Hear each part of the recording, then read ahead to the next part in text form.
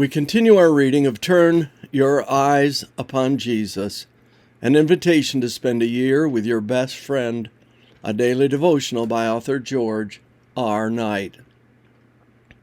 Today's reading, December 16. Fear is more than respect. When he opened the sixth seal, I looked, and behold, there was a great earthquake, and the sun became black as sackcloth. The full moon became like blood, and the stars of the sky fell to the earth, as the fig tree sheds its winter fruit when shaken by a gale. The sky vanished like a scroll that is rolled up, and every mountain and island was removed from its place.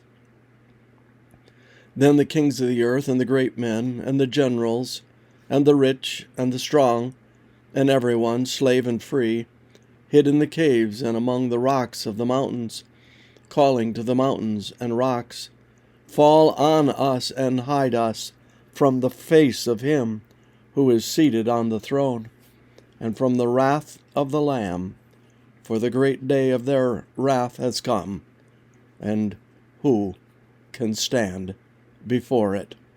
Revelation 6:12-17. As I noted a few days ago, I wanted to be seated in the right section when the world sees Jesus coming in the clouds of heaven. Not all will be filled with joy when that happens. The biblical descriptions of the day itself beggar the imagination from both the perspective of glory and from that of disaster. In today's passage, John seems to be struggling with how to depict earth's end. Nothing will remain untouched.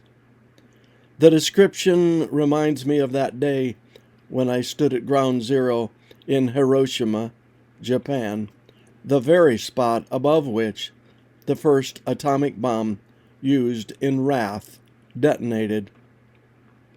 The impression in my mind was one of awe and fright, as the destructive forces of even that simple, in the light of modern capabilities, bomb impressed themselves upon my mind.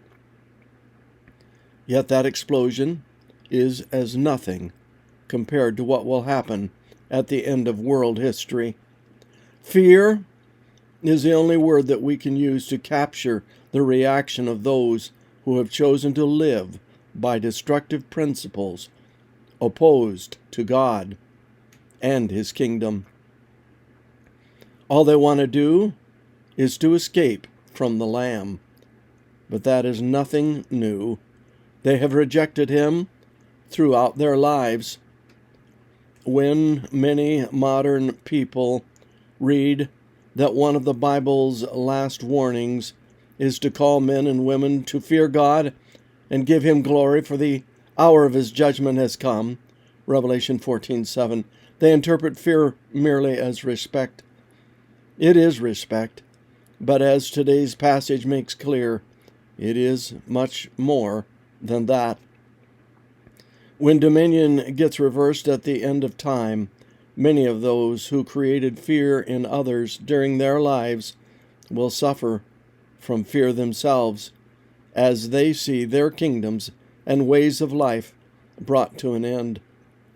This is not the Bible's most pleasant teaching, but it is an important one as we line up for seats in what will truly be the greatest show on earth. This concludes our reading today of Turn Your Eyes Upon Jesus.